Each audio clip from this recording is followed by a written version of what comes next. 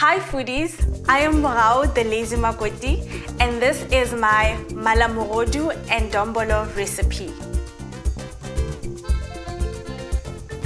Mala Mogodu is basically tripe, which is the intestines of a cow or a sheep, and this is a very popular dish to have at funerals, weddings and celebrations.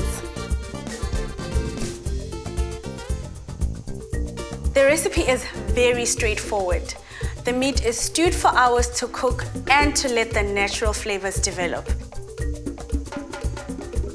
It's delicious with dombolo, which Zulu people refer to as ujekle, or can be enjoyed with some good old pap.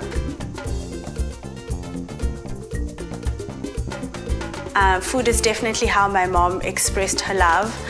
When you're sad, she will definitely make you your favorite thing, and that'll instantly cheer you up. Just the smell of it before you even taste it.